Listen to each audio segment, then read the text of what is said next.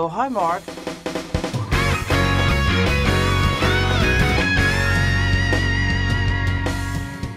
Eh bien bonsoir et bienvenue à tous dans ce nouveau podcast sobrement intitulé Pod Culture. Je m'appelle Charles, alias Glory, et je suis pas seul ce soir, vous allez voir que nous sommes 4 ici. Donc on a Gwen, aka Gibon. Bonjour. On a Antoine, aka Antenio. Et bonsoir. Et on a Antoine, alors numéro 2 cette fois-ci, aka Valky. Bonsoir, je suis pas d'accord d'être le numéro 2 par contre. Trop tard, c'est fixé. On en parlera plus tard. Ouais, en off, hein, s'il te plaît. Non, mais donc on a 2 Antoine, du coup c'est pour ça qu'on va sans doute utiliser majoritairement nos pseudos, pour pas vous perdre, et aussi parce qu'on s'est connus comme ça, voilà. Donc globalement vous allez connaître du Valky, du Gibon, du Glory et du Antenio. Voilou. Mais trêve de blabla, qu'est-ce qu'on va faire dans ce podcast, Antenio ? Eh bien, c'est une très bonne question, Glory. Je pensais que tu avais préparé, mais apparemment non. Bah non. Eh bien, on va parler de culture entre potes, pod culture. Voilà, c'est le nom de l'émission. C'est bien vu. Hein. Voilà, on était très, voilà.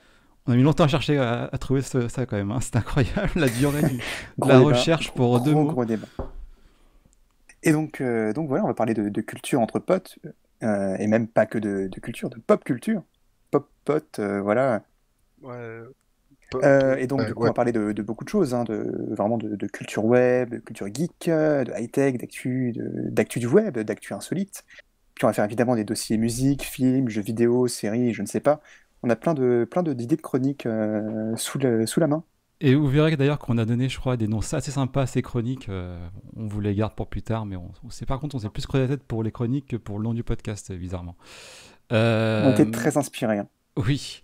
Donc, a priori, pour l'instant, on part sur sur 2 chroniques par épisode. On verra si ça évolue avec le temps, si y a des intervenants aussi qui interviennent, j'ai envie de dire. On arrive à tenir nos délais. Voilà, si aussi, on tient nos délais. Donc, 2 chroniques, globalement, ça va dire 2 sujets qu'on va traiter plus ou moins en détail. Ça dépendra de nos envies et puis et du travail en amont. Mais voilà, donc c'est pour avoir un fil conducteur, et sinon derrière c'est plutôt plus un prétexte pour papoter ensemble et vous faire partager tout ça. Vous vous rendez compte Voilà. que ça, ce pilote sera sans doute pas diffusé, mais qui finira dans l'édition collector dans 10 ans, quoi. Un jour En quand bonus. voilà, Avec le pack DVD et les Ça va t-shirts. être tellement cool. Ça promet. Avec un best-of de mes pires vannes. Yes. incroyable. Donc du coup, déjà comment ça va ? Parce qu'on n'a pas posé la question, mais comment est-ce que vous allez ? Mais ça va super, Mais très bien, En on plus, est confinés, on quoi. fait la première un lundi soir. C'est vraiment le meilleur jour de la semaine pour c'est faire vrai, un podcast. Première C'est semaine sûr. confinée pour pas mal de gens ici. Alors pas tous, mais certains. Et puis donc si ça va bien, écoutez, on va peut-être commencer, non ? Bah oui. Oui, allons-y. Et on commence par quoi, Eh ben. chers amis? Un petit sommaire ou quoi? Ah oui, évidemment, tout Ah, ce qui est c'est au vrai qu'on programme pourrait ce faire un soir. sommaire finalement quand Putain, on n'y a pas pensé. Mais quelle bonne idée. Incroyable. Le On a podcast qui se construit construit. On le construit en direct. Hein. Mais c'est ça qui est beau. C'est ça l'âme d'un artiste. Bon donc, comme j'ai dit, on a 2 chroniques ce soir. Une chronique ciné, parce qu'on commence par des choses classiques. Ça fait un une an qu'on n'y a pas chronique, été. Pardon. C'est vrai. Et une chronique jeux vidéo. Donc je vais commencer la chronique ciné et ensuite ce sera Gibon qui finira par une chronique jeux vidéo. Bien sûr, tout le monde peut intervenir, il n'y a pas de problème là-dessus. Pas de restrictions chez nous. Et du coup on commence, c'est parti ? Allez, go. Attends, je prépare mon compteur de coupage de parole. C'est bon, on peut y aller. C'est Ah oui, c'est parfait. important, oui, c'est important. Eh ben let's go. Attention, ce film n'est pas un film sur le cyclisme. Il faut au moins que je puisse joindre mon assistant, merde! Cogne le réalisateur au visage un bon coup dans sa putain de gueule.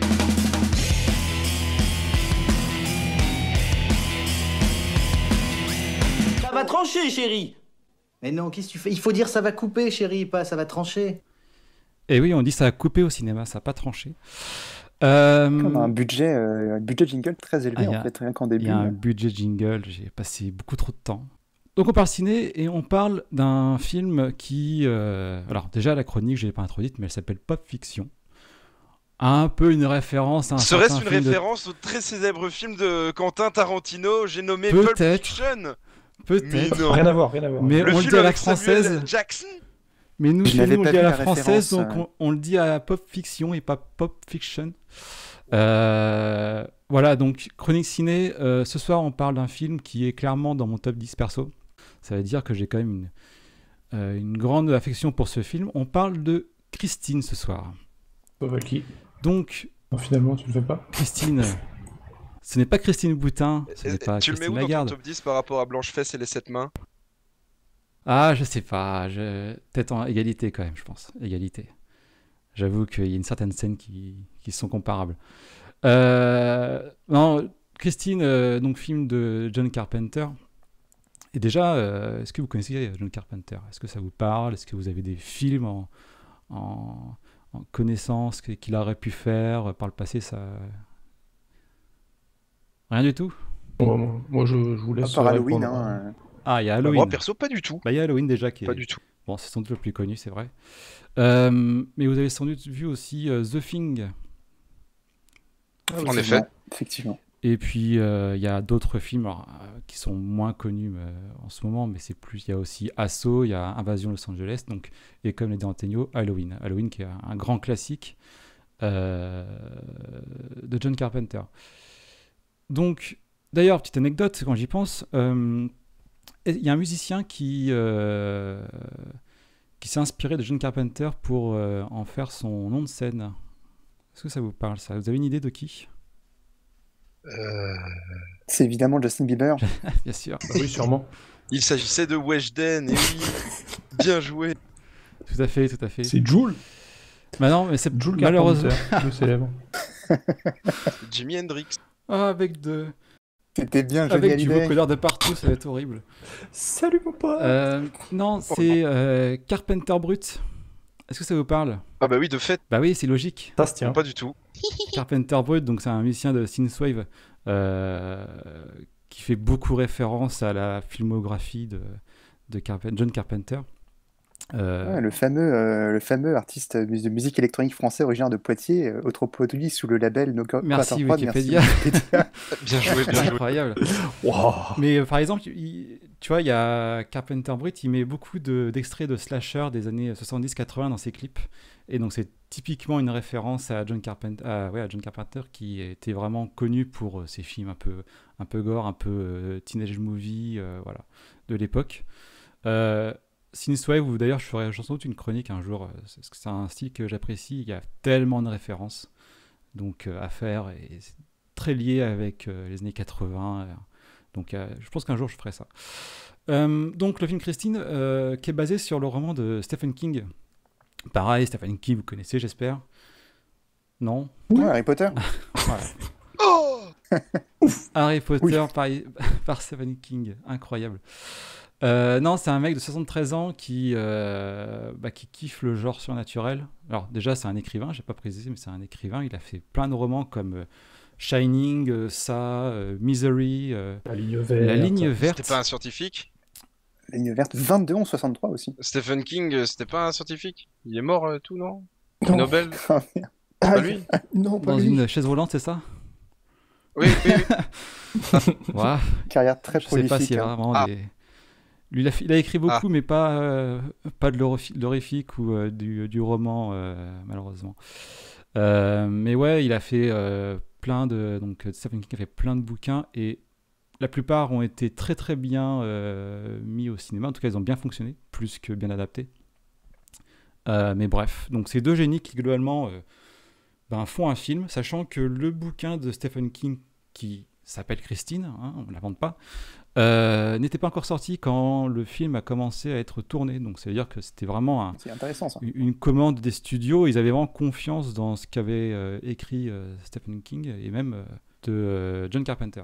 Mais ça veut dire que. Enfin, ils avaient du coup le bouquin ou des. Ah des bah bouts du j'imagine qu'ils bouquin avaient avant que ça déjà sorte, les premiers ou c'était écrits juste de des. Stephen King, et ensuite, à mon avis, Ils avaient le été bouquin n'était spoilés. juste pas sorti mais écrit, je pense. Après, j'invente, Ok.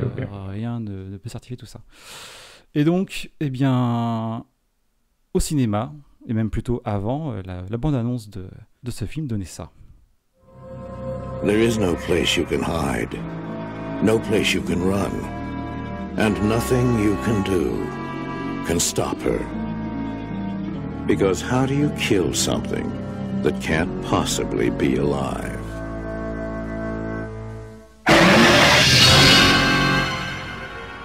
Christine, body by Plymouth, soul by Satan. Alors on sent bien la vieille bande-annonce des Ah ouais, années c'est 80. ça. c'est bien 80, c'est de qualité. 80, Et ouais, ben, c'est dur là. Il n'y a pas de bande-annonce VF. En tout cas, j'en ai pas trouvé assez intéressante pour que ce soit partagé. Donc c'est de la VO. On parle anglais ici, messieurs. Non, mais Yes, very good. globalement, In English, please. j'aime bien la phrase de fin qui dit Body by Plymouth, Soul by Satan. Donc Plymouth étant le modèle de la voiture. Donc en gros, pour les non anglophones, ça veut juste dire le corps d'une Plymouth, mais l'âme de Satan. Enfin, par Satan plutôt. Wow. Donc ça nous met un petit peu dans le mood général. Alors, je vais expliquer un petit peu, je vais détailler, pas chaque scène non plus, mais au moins résumer le film pendant quelques temps. Bien évidemment... Juste avant, à la bande-annonce, c'est un film qui se veut slasher ou genre full humoristique là, parce que... Ah bah, non mais c'est parce que tu as l'image aujourd'hui du film très sérieux des années 2010 avec des Avengers et autres qui doivent sauver le monde, mais dans les années 80, les films étaient majoritairement comme ça. Ce genre de référence, mais... Je sais bien. Ouais, d'accord. Mais oui, c'est assez sérieux. Ben, c'est du Stephen King. Stephen King, il n'est pas du genre à rigoler. Mais c'est sûr qu'aujourd'hui, on rigole un peu de la façon dont c'est fait. Même si je trouve que ça s'en sort quand même vachement bien, sachant que c'est un film qui est de 83, sorti en France en 84. Donc ça a quand même bien vieilli globalement. Ça sent comme chez Mamie, quoi. Oui, on va dire ça. Ok. Je sais pas, j'ai pas de réplique à te dire là-dessus, je vais pas rebondir là-dessus. Je sais pas comment rebondir là-dessus. Ah non, mais non plus, Valky, hein. tu me mets Mais dans quoi une... Mais quoi chez les vieux, il y a une odeur un peu spéciale comme ça, non? On est d'accord. C'est l'odeur d'une nouvelle voiture, c'est le l'odeur cuir de la bien frais. Là. nostalgie. Ah, voilà, ben... Ah mais je sais pas, mais J'ai des sens olfactifs très développés. écoutez, j'espère que c'est comme ta ça. grand-mère sent pas comme ta bagnole, parce que c'est... Ma mamie sent très bon. Hein. Donc, Laissez-la tranquille. Mamie Valky, si vous nous entendez, on vous aime. Merci d'être Je là t'aime, avec mamie, nous. bisous. on lui fera une dédicace. Si elle veut venir d'ailleurs dans le podcast, elle peut, il n'y a pas de problème, on lui mettra un micro, voilà. Donc, En guest. ça va spoiler un peu, même si globalement la fin du film, je vais pas en parler, je vous laisserai la fin pour vous. Mais je vous recommande globalement d'aller le voir, parce que déjà c'est un très bon film, qui a bien vieilli, et puis surtout, ben voilà, ça reste un John Carpenter, donc ça se fait, on va dire. C'est de bon goût. Donc Le lien dans la description. Le lien vers quel site? Parce que faut que ce soit pas du piratage, monsieur. Non, voyons. j'ai rien dit. Ah, pardon. Excusez-moi. Donc le film commence sur une chaîne de montage de voitures. En fait, on est dans les années 50.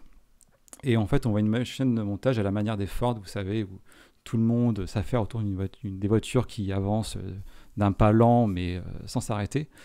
Et on voit au loin une voiture rouge qui diffère en gros de toutes les voitures blanches qui sont sur la même ligne. Et qui a priori a un problème puisqu'on y voit dans le cours de la scène simplement deux techniciens qui prennent très cher, que ce soit l'un par une main cassée à cause d'un capot qui se ferme, et l'autre qui meurt tout simplement au volant alors qu'il fumait un gros cigare des familles. Le tout sur une musique de George Thorogood qui est nommée Bad to the Bone, qu'on peut... podcast anglophone évidemment, qu'on peut traduire par pourri jusqu'à la moelle. Mauvais dans les os. Mauvais dans les os, ou plus franchement, Ouais. pourri jusqu'à la moelle. Donc ça veut quand même c'est nous pas- dire que globalement, ce qu'on a à faire là, c'est pas une voiture très très Charlie, on va dire, si je puis dire ça. Pas très catholique. Voilà. En plus, une voiture rouge, on peut penser que c'est une allégorie avec le sang, l'enfer, tout ça, quoi. C'est déjà Ah, le bah, socialisme. très visuel. Aïe, aïe, aïe, Tout le- C'est une voiture Aïe, coco. Tout le champ Ouais, lexical clairement, du satanisme peut venir, bien sûr. Non, bon. C'est clairement une ode au capitalisme, encore une fois. Globalement, on Encore un comprend coup que de c'est une voiture qui est socialisme. méchante, sachant que c'est un point qui diffère du bouquin de Stephen King. Stephen King, c'était plutôt son propriétaire mort dedans qui l'a hanté. Or là, c'est la voiture, elle est née méchante. On sait que c'est une garce, rien qu'à la première scène. Vous verrez que ça a son importance par la suite. Bref, je vais poser une question. Dans les films des années 80 jusqu'à même aujourd'hui, les films américains évidemment, comment vous décrivez un nerd cliché? Un nerd. Un nerd cliché, ouais. Quels sont les... Bah, chemise boutonnée jusqu'en haut, Ah, des petits cheveux longs gras. Un petit zozotement aussi. les cheveux gras, petits Et des zozotements, grosses des lunettes boutons, dégueu. Eh ben, des lunettes cul de bouteille. De la sueur. vous avez presque tout. Il n'a pas le zozotement. C'est par le- contre. Des le bics, il vendeur faut de des comics bics dans dans les la poche Simpsons. avant de la chemise. Il faut des bics dans Ah, la il poche avant de mange la des chemise. chips. Non, Ouais. c'est pas ce genre de nerd là. Non, il a tout ce Les que vous cheveux avez bien gras. annoncé, sauf le zozotement. Il n'a pas la langue qui fourche. Mais sinon, vous avez tout. Voilà. Donc ça, c'est Arnie. Arnie, c'est le personnage principal du film. Ah merde. C'est lui qui, vous verrez, achète la voiture, on en parlera. Et il a un pote qui, lui, est, pareil, même question. Pour vous, le cliché du beau gosse du lycée. Alors, il joue au Super Mario. Enfin, Ah, pour moi, c'est football Steve américain. Football dans américain. Stranger Things. Voilà, hein. cliché américain, bien sûr. Donc, il joue au football. Grand blond, yeux bleus. Il joue au, Arien. il joue au football. Il a, alors Aïe. on va dire, il est pas blond, mais il est châtain clair, on va dire, voilà. Quoi d'autre encore? Grand musclé. Il joue au Il football a américain. au moins voilà. 3 gonzes Et qui lui il courent Il a, après. il a un Des bon blazer cigarettes. de rugby.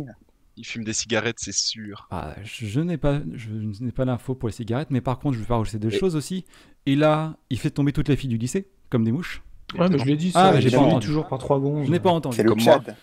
Et il a 17 ans et il a une voiture qui fait 400 chevaux. Voilà, évidemment. Oui, c'est vrai, ça. Oh, le Les parents sont toujours blindés. Oui, c'est vrai. Parent super blindax, jeune il a une d'un Dodge coup, hein. Charger, je crois, de 400 chevaux. Enfin, c'est n'importe quoi. Bref, donc c'est le cliché. On a deux clichés américains du lycée, mais qui finalement sont potes. Donc c'est quand même assez incroyable. Normalement, ça n'existe pas, ce genre de choses. On n'y croit pas. On n'y croit On y pas croit une à peine. seule seconde. Ouais, Remboursé. là, Moi, je veux l'incrédulité, qu'on elle est arrête tombée. cette chronique tout de suite. Parce que déjà, ça me sort du film. Allez, on vous C'est un rembourse. film fantastique. On vous Moi, rembourse. moi, la voiture hantée, ça allait, mais le nerd et le sportif ensemble. Non, merci. hein. Bon, et donc, bref, ils sont potes, et on a une scène où Arnie, donc notre fameux nerd, se fait bolos par un groupe de caïds. Alors vous savez, c'est les caïds américains qui ont tous un couteau à cran d'arrêt dans leur poche, qui sont avec des Marcel, enfin vraiment qui n'ont rien à branler du reste du lycée. Donc on lui pique son goûter, on lui casse ses lunettes, enfin vraiment le cliché classique. Mais malgré tout, après une bonne journée de cours où on se fait casser la gueule, on rentre chez soi. Et sur le trajet, il décide de prendre a priori un autre trajet parce qu'il n'avait jamais vu cette voiture avant. Arnie décide de faire arrêter la voiture qui est conduite par Dennis, donc notre fameux américain beau gosse qui est dans sa voiture et qui conduit, parce qu'il a vu la voiture. Et ça donne ça. C'est un tas de ferraille, Arnie. Je vais devoir la retaper. Je suis sûr. Ouais. Une fois réparée, elle va être géniale.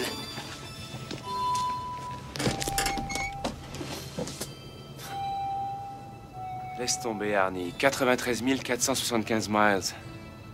Peut-être qu'elle en a même 100 000 de plus. Rien à foutre. Elle doit pas démarrer. Elle va démarrer. Si vous avez ça. Combien est-ce que vous en voulez? Je veux dire, je suis prêt à l'acheter quel que soit le prix. T'es dingue, Arnie. Dis donc. T'as déjà eu une voiture? Oui, il a une Mustang. Non. Je viens d'avoir mon permis. Je m'appelle Georges Lebet. Arnie Cunningham. Combien vous en voulez? Fais-la démarrer. Je peux?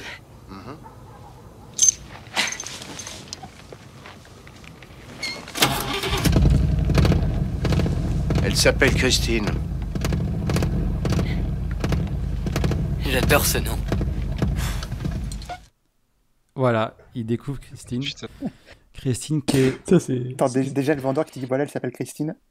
Pardon, Alors, oui, Déjà, comment le vendeur Et s'introduit? du coup, bonne Je piste. m'appelle George Alors, vous verrez dans le film, il a vraiment une sale dégaine. Hein. C'est le mec, il est, je sais pas, Il est je sais gros. pas, non, pas du tout. Il est fin comme. Est-ce que c'est un Homer Il Simpson? est hyper fin. Il porte une espèce de Ah, non. gaine bizarre avec des lacets. Enfin, c'est assez bizarre comme personnage. Mais malgré tout, il vend cette voiture qui s'appelle Christine. Alors déjà, est-ce que quelqu'un a déjà donné un nom à sa voiture? Entre nous ici. Alors, J'ai déjà, pas de voiture. J'ai pas de voiture. Non, mais, Pas de voiture non plus. C'est pas vrai, j'ai une voiture. Mais là, remarque, ma petite Twingo, je l'appelle la petite Twin. Mais c'est tout, hein. tu l'appelles pas par un nom de femme. Yes. Tu l'appelles pas Manon ta voiture, Non, par c'est un exemple. petit... Bah non, c'est un petit surnom mignon, mais bon, elle est vendue maintenant. Voilà, franchement, c'est une chronique dure pour moi. Ah, ça me Des rappelle souvenirs des souvenirs. assez... C'est difficile. Bon, bah voilà. Donc, Les larmes qui montent aux yeux, là. Putain. on verra que Twin. le nom de Christine, c'est pas si anodin que ça. Mais bon, c'est un petit spoiler. Salaud. Donc la voiture est dégueulasse. C'est une épave roulante. Et puis elle a 4475 miles. À peu près. Non, t'es Mais miles. combien de Miles. kilomètres est-ce que ça fait Alors, donc je suis 7200. Ça va. En vrai, ça va. Pourquoi Hein. 4000? C'est rien du tout. Non, elle a pas 4000, elle a 84 000. Ah, 84 000. Ah. Vendre une voiture 7000 de kilomètres, ben ça va en fait. C'est presque rien. Ça fait 135 000 km. Ah, bon, Sachant là, que- on commence à parler. Vous savez, c'est les vieux compteurs où il y a que 5 numéros. Donc, si quand ça fait quand ça fait 100 000, pardon, bah ça change, ça revient à 0 en fait. Ça vient à 0, donc ça se trouve, elle en a beaucoup plus. Donc, elle peut en avoir 300, Et 400. quelque chose me dit qu'elle en a beaucoup plus. Elle en a sous le capot. On peut dire, je ne sais Elle en pas, a vu. mais on verra bien. Mais ça Elle se a vu trouve- des vertes et des pas mûres. Est-ce qu'on va avoir une scène avec des archéologues qui, en gros, sont dans les pyramides de Khéops et qui voient un hiéroglyphe de voiture rouge genre, Ouais. elle existait depuis la nuit des temps déjà. Elle Ah, a Christine, anéanti le... Mais tu confonds que ça, Les- c'est pas le même film, pharaons Antonio, c'est creusés, pas Retour vers le trop futur profond. qu'on fait là. Ouais, je vous le dis, Christine, elle en a vu des premières fois sur sa banquette arrière. Hein. Putain. Voilà. Pareil, on ne sait pas comment rebondir là-dessus, Valky. Bah, je suis tonton beauf, c'est normal. Ah je non, fais mais toujours un tu- blanc tu- dans les tu discussions finis de le famille. game, Malky, c'est pas possible. C'est normal. Pense à Je suis nous. punchliner. Bref, Arnie, bah, il achète évidemment, sinon il n'y aurait pas de film, ce serait con. T'achètes oui, une c'est ça, voiture ouais. cash, Non, merci, comme mais Ah ça non, je veux pas Quoi, cette mais merde. C'est trop cher. Moi, je me casse. Je veux pas. Dire une petite barre. Bah, on met la casse la Capote. bagnole. Donc il l'achète et puis ben, il passe son temps à la réparer, au dépit de son pote et de sa famille. Mais bon, bizarrement, il répare la voiture et ça lui fait un effet un peu bizarre de bogossitude, c'est-à-dire qu'il commence à enlever sa chemise à boutons, il commence à enlever la gommina de ses cheveux, il commence à enlever ses lunettes, tu vois. On sent qu'il y a un changement. C'est Spider-Man, en fait. Ah, peut-être. Il est journaliste en fait, assez heures perdues. C'est bien connu que les voitures américaines soignent la myopie. Mais peut-être. Puis ça rend beau, T'as quoi. une voiture américaine, tu Bah, sais c'est pas. sûr. Hein. Tant que t'as pas de voiture américaine, tu sais pas. Ouais, je suis moche comme un pouce parce que j'ai pas de voiture, c'est sûr. Ah, mais c'est ça, d'accord. Mais oui, on est tous moches pour ça. Moi, je sais ce que je fais demain, moi. Et donc, Demander une petite Tesla. Ça dépend de la voiture, hein, par contre.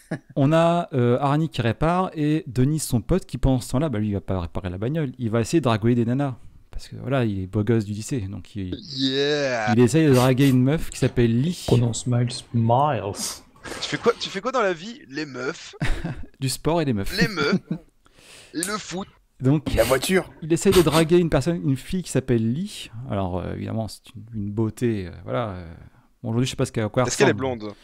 Ouais, châtain, a priori. Oh, dommage. Peut-être que c'est une couleur. Voilà. Oui, Valky, il a besoin de beaucoup de descriptions, donc il va falloir que tu Je sois vais assez, essayer d'être le précis. plus clair possible. Personnellement, je fais le podcast les yeux fermés.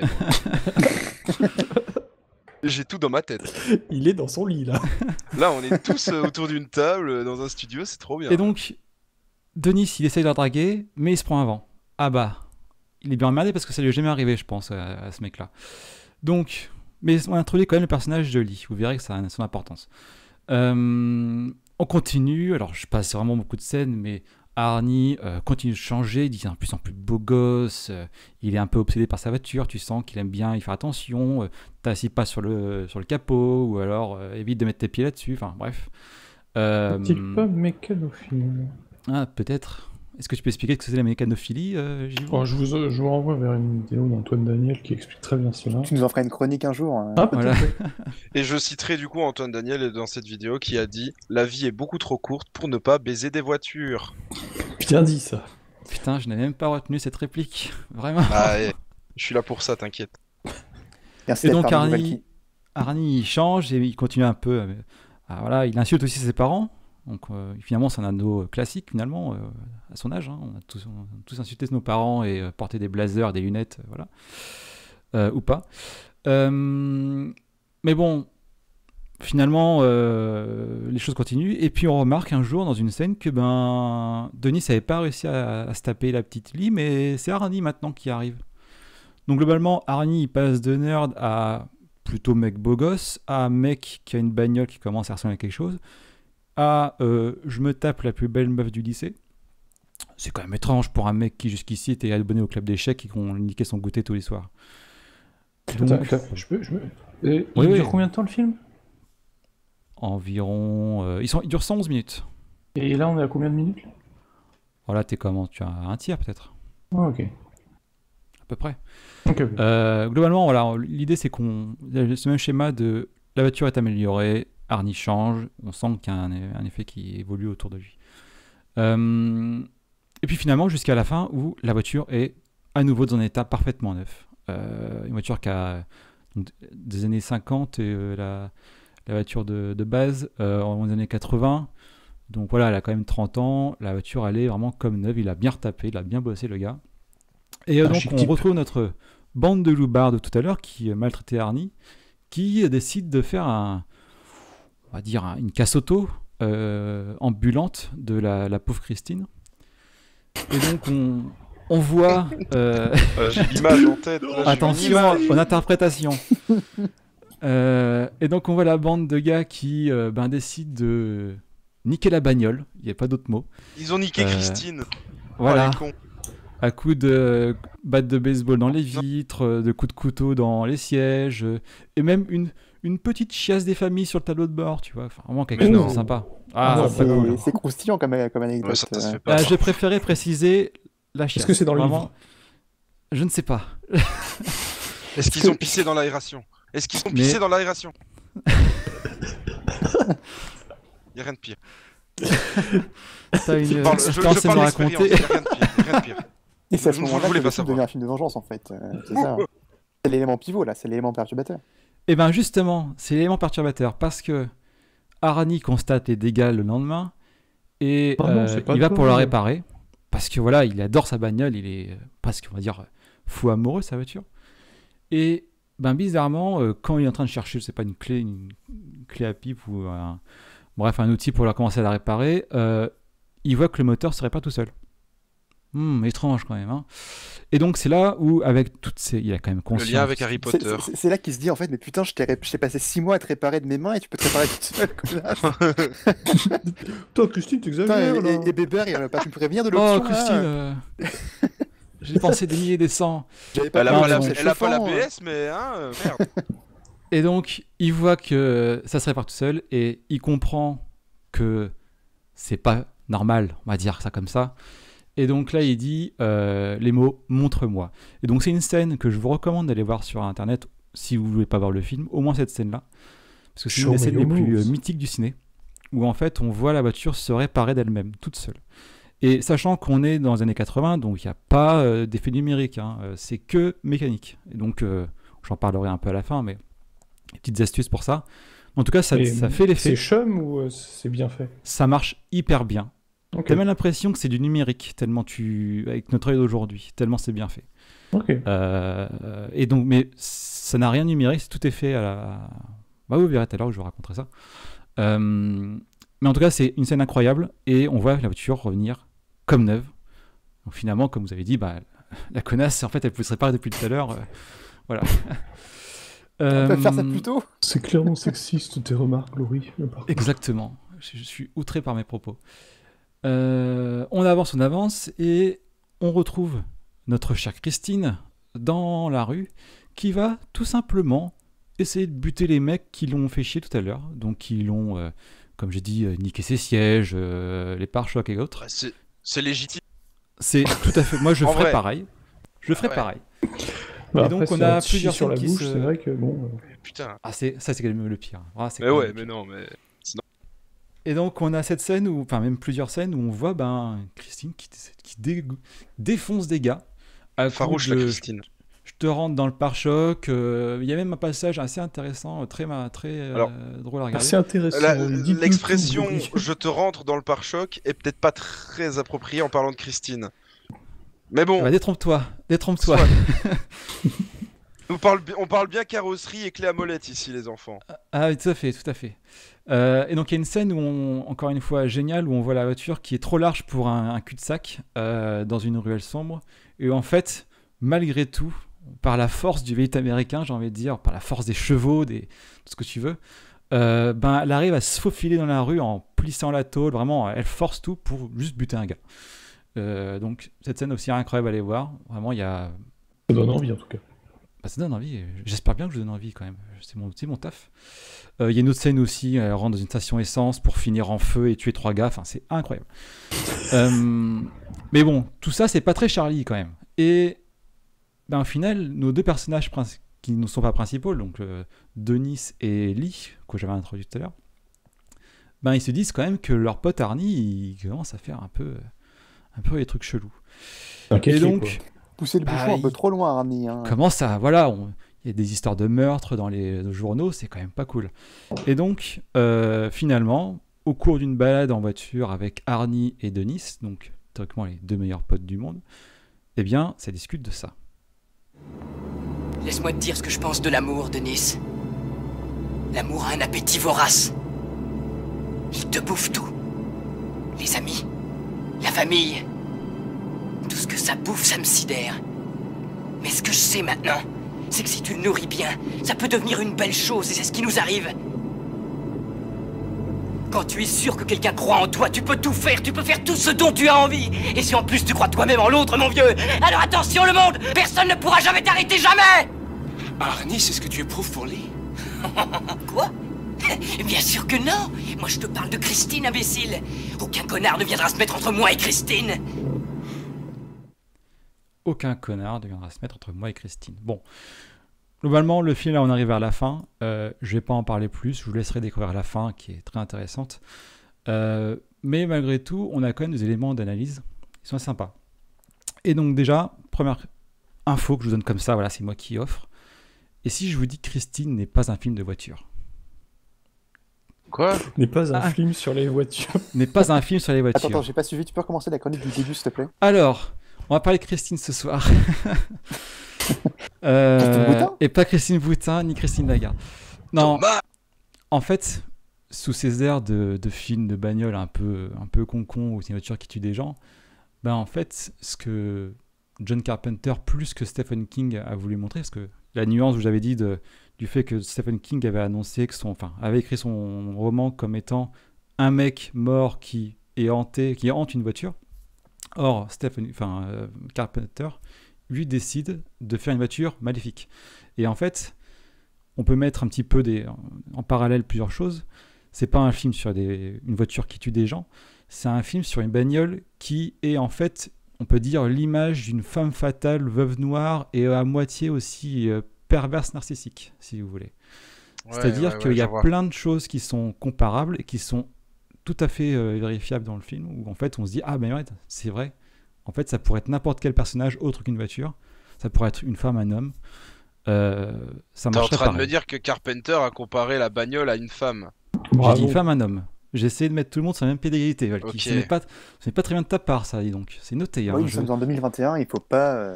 Écoute, je te retire un bon point parce que ça va pas. Non, mais j'en avais déjà pas beaucoup. Un lion rouge. Non. T'auras pas ton image. Non, ils m'ont goûté. Alors... Mon album Panini. Non. Est-ce que... alors la définition n'est pas forcément simple, mais est-ce que quelqu'un peut définir un peu pour nos auditeurs aussi ce que c'est qu'un pervers narcissique? C'est moi. Celui-là, je l'ai vu venir de loin. En même temps... Non, mais après, en vrai, la définition est assez complexe, donc... J'ai quand même pas fait les choses à moitié. Je vous ai pris la définition du Doctissimo. Voilà. Oh. On prend des refs chez nous. En vrai, ça m'intéresse. Vas-y, dis. Alors, tout ça, c'est au nom d'un homme, mais ça peut être très bien au nom d'une femme, je précise. C'est un manipulateur qui se valorise en rabaissant les autres et peut se laisser dépérir. Alors, je vous lis la définition, donc ce sera très très lu, mais il a une image dévalorisante de lui-même qu'il reporte sur les autres. Il cherche à détruire chez les autres ce qu'il ne peut pas atteindre lui-même. Bonheur, désir, plaisir. Avec ici, donc, du coup, dans le cadre de Christine, un menu maxi best-of où on a aussi un pervers narcissique, un pervers sadique, où là, en plus de tout ça, on prend aussi un plaisir à faire du mal. Bon, donc tout ça, c'est des grands mots qui sont très bien En comme ça à gros, dire, mais le pervers narcissique, c'est un fils de pute, et le pervers sadique, c'est un fils de pute méchant. on peut dire ça, voilà. Ok, Et comme on très bien avait résumé. dit Voilà, que C'est c'est bien tout. dit, hein. Christine C'est très beau. était Il un être vulgarise. Waouh. maléfique, Merci. donc c'est un être maléfique. Merci Valky. Merci. Bah en fait, on peut mettre, comme j'ai dit, du coup en parallèle le fait que ce soit aussi une personne une personne quelconque. Et donc pourquoi Christine, elle serait finalement sadique ou narcissique. Déjà, bon, on l'a dit, elle est maléfique à la racine. Elle peut se réparer toute seule. Putain. C'est pas Ben normal. oui. Mais oui, mais c'est des points qu'on va aborder tout ça. Est-ce qu'elle a le droit de vote? Ça va. Quoi? Et ça dérape.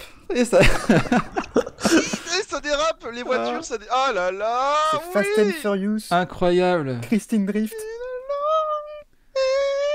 Non mais aussi au-delà du fait que c'est pas forcément un film de voiture, enfin de voiture comme tu disais, mais est-ce que, enfin du coup j'ai pas vu le film, donc je m'avance peut-être un peu loin, mais de par la description que tu en fais, est-ce qu'on pourrait pas considérer que Christine c'est une projection de tout ce qu'Arnie n'est pas, et qu'en fait c'est un peu une projection de sa personnalité, de désir caché, et en fait qu'il s'assimile à la voiture petit à petit jusqu'à ce qu'en gros la voiture prenne en charge en fait ce que Arnie n'arrive pas à lui faire lui-même.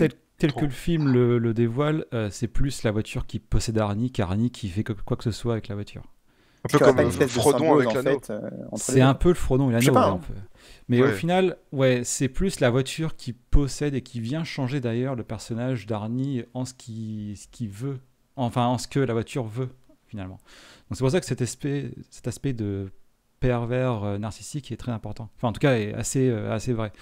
Donc déjà on apprend que la voiture elle est mauvaise dès le début du film dans les ateliers où il y a quand même deux mecs qui ont pris bien cher.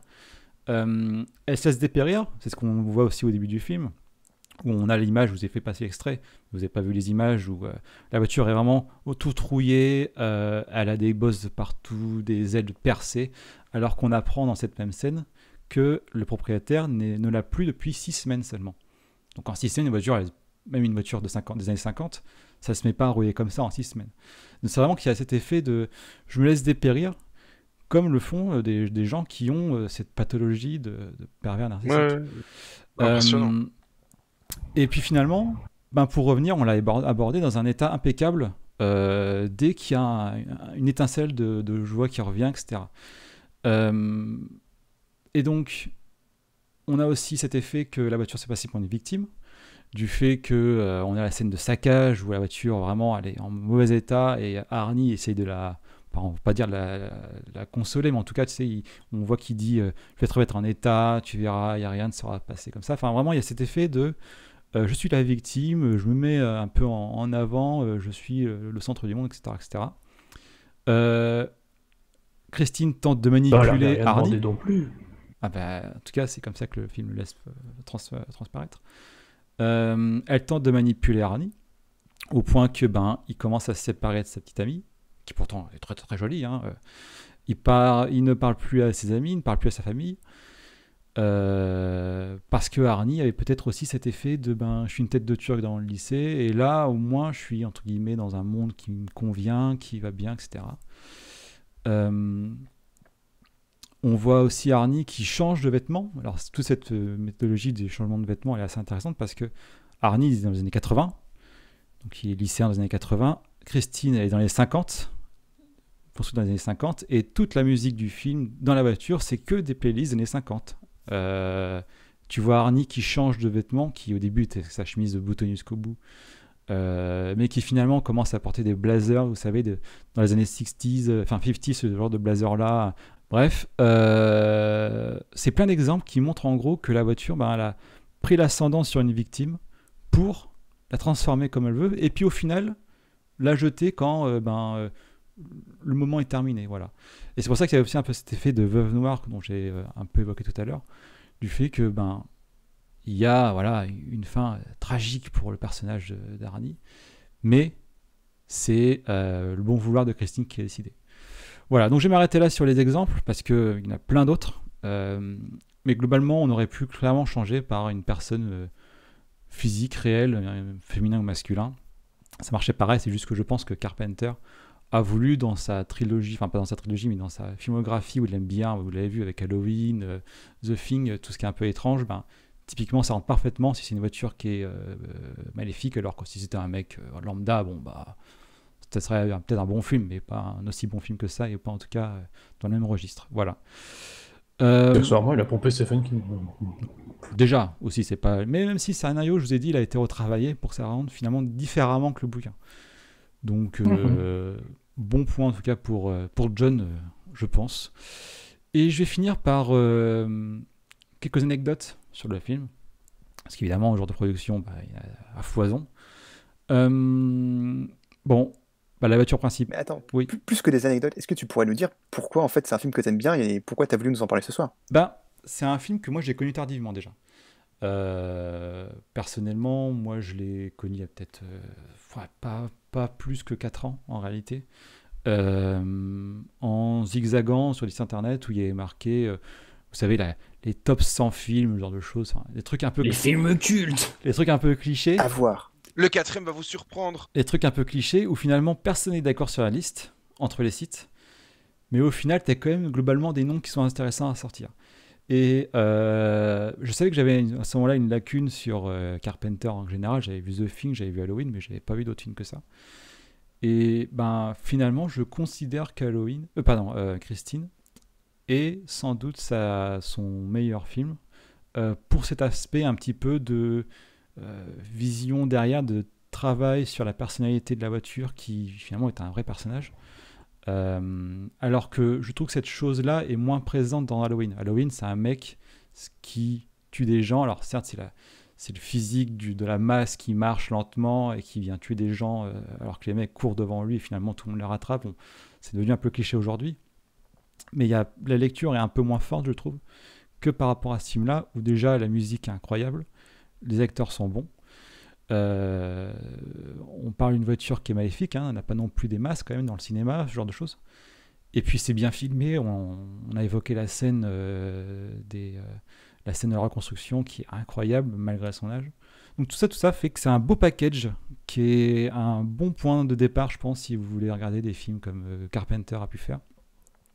Et bien sûr, je vous invite à faire aussi tout ce qui est Halloween, The Thing, Assaut, etc., etc. Vraiment, c'est que des bons films.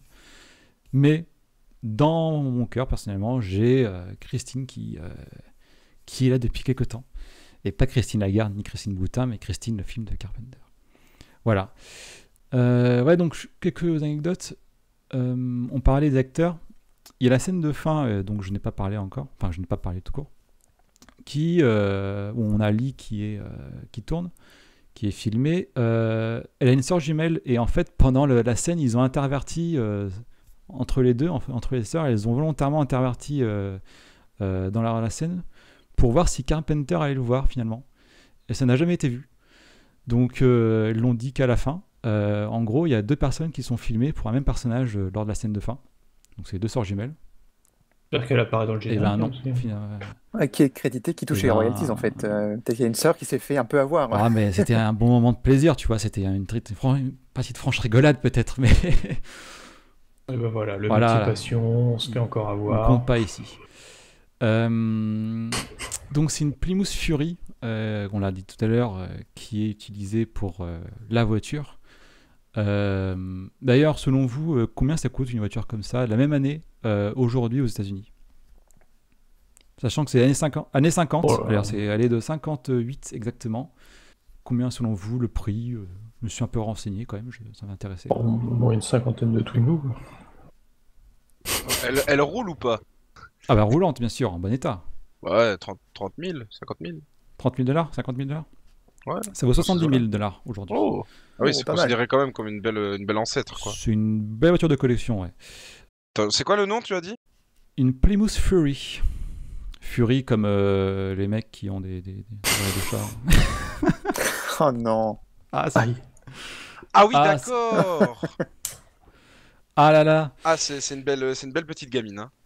Donc, c'est vraiment la grosse muscle car américaine, quoi. C'est vraiment l'image de la voiture américaine des années 50. C'est la voiture américaine des années 50, ouais, clairement. Avec la grille à l'avant, les gros phares ronds, ouais, c'est typique. Bah écoute, les résultats Google, quand je fais Plymouth Fury, c'est 1958 et le deuxième c'est Christine. Alors comme quoi. Ah bah, comme quoi. Ouais. C'est bien la voiture cliché, quoi. Il y en a eu 24 d'utilisés dans le film, pendant le film finalement. Pas toutes en rouge, sachant que Christine est rouge, alors que ça... et aussi que la couleur rouge n'est pas disponible au catalogue à l'époque. On pouvait pas avoir une Plymouth Fury rouge, donc c'était une version spéciale pour Carpenter pour faire comprendre que la voiture avait quelque chose de spécial, évidemment. Et elle est méchante, regardez-moi. Un peu rouge comme le diable, j'ai envie de dire. Et donc, à l'époque, c'est une voiture qui avait 125 ans déjà. Une voiture qui avait 25 ans à l'époque quand ça a été tourné, donc c'était une vieille guimbarde, on va dire. C'est comme si nous, on faisait un film, un remake aujourd'hui en France avec des Peugeot 405, vous voyez. Donc en gros, bon, je pense que ce serait un très mauvais remake, en plus. Peugeot 405 maléfique, je veux pas voir ça. Ah non, pitié. T'imagines? Ça sera super. Le remake français. Oh là là. Quel enfer. Ah non, Christine. Je reviens sur la scène mythique dont je vous ai parlé tout à l'heure, enfin, plusieurs fois, où je vous ai dit. En fait, ils ont mis des vérins hydrauliques à l'intérieur de la voiture qui tirent la panneau de carrosserie vers l'intérieur, en fait. Donc la voiture se distord devant la caméra. Et au final, ils ont remonté les images en l'envers pour faire croire qu'elle se reconstruit. Donc, pour l'époque, c'était vraiment, bien réfléchi. C'est très Sachant ingénieux. qu'a priori, ils ont eu des problèmes, ils ont dû réfléchir à ça en quelques semaines, alors que normalement, ils avaient beaucoup plus de temps pour y penser. À la base, la scène ne devait pas être dans le film, il me semble aussi. Mais finalement, ils ont réfléchi à ça en quelques jours, et c'est comme ça que cette histoire de vérin hydraulique est sortie. Et qu'on a cette scène incroyable. C'est quoi le film déjà où il y a la femme qui est au plafond et d'où tombent des pétales de rose? Parce qu'ils utilisent exactement la même technique en fait. Une femme avec des vérins hydrauliques dans le corps? Non. Il tourne à l'envers, tu vois, il rembobine. Qu'est-ce que tu racontes? Je ne sais pas. Je crois que j'ai pas la ref. Hein. Ça ne me parle pas du tout. Et c'est Michel Palareff qui intervient. J'ai pas compris. Et pour finir, elle apparaît dans un film très récemment. Lequel, selon vous? C'est pas Blanche-Fesse et les Sept En Nains. guest star, Christine, la voiture rouge de Carpenter. Oh. James Elle Bond. apparaît en guest star dans un film, alors vous ne savez pas, tant pis. James Bond. Attends, mais c'est pas. Ça se trouve, c'est tout simplement. Ah bah, Ready Player One. Voilà, Ready Player One. Elle apparaît dans Ready Player One pendant la scène de la course. Ah, bien vu. Sur la ligne de départ. En fait, elle est derrière la DeLorean du personnage principal. Enfin, DeLorean / K2000, vous savez, une version un peu modifiée. Et ben, elle est derrière, de son rouge flamboyant. Voilà, donc je pense que si Spielberg considère que Christine c'est un film culte au point de l'intégrer dans un film, je pense que si je mets un petit easter egg dessus, c'est que, à mon avis. Je pense que vous n'avez pas de mal à aller le voir maintenant. Si. Voilà, messieurs. Est-ce que je peux avoir le mot de la fin? Mais non. Oh, dommage. Eh ben, J'avais une belle moralité pour ce film. Mais vas-y. Moralité de Christine, n'achetez pas de voiture d'occasion. Merci Valky. Putain, mais il est fort, hein. Dis donc. Bah surtout qu'en fait, aujourd'hui, avec l'Argus et tout, c'est pas ouf. Hein. Ouais, non. Les problèmes concrets, bien sûr. Pensons concret. Non, mais voilà, donc un film que je vous recommande, et puis allez-y, clairement, c'est de la bonne cam. Ouais, bah ça a donné envie. Voilà, ouais. Moi, je mets un pouce vert. Croquet. Un lion vert. Voilou. Est-ce que quelqu'un ferait une petite transition pour la suite il me semble... comment ça, Valky? Ah Qu'est-ce qu'il raconte? Vous avez besoin de moi? Voilà la transition qu'on devait avoir. Transition. Je sais pas, vous voulez une transition à propos de quoi? Allez, Glory, vas-y, enchaîne. Allez, on balance le jingle et on va faire un petit... C'est très bien ça. Une petite chronique sur le jeu vidéo, c'est parti. Ça part. Allez. Qui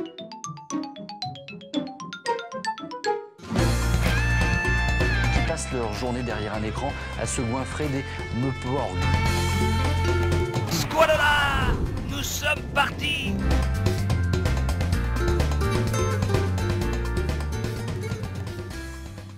Je vous ai dit, le budget est... C'est incroyable. C'est fou, hein. Ils sont super. Donc c'est la chronique ciné là. C'est la petite. Ok. On va parler cuisine ce soir. À vos fourneaux, mes petits icos. Je vous ai préparé une petite recette de papillotes. De l'ortolan. de l'ortolan. Et je commence à Non. le prendre Pas l'ortolan. et à lui sucer le derrière. Tout sauf ça. Allez hop, ceux qui ont pas la ref, vous êtes nuls.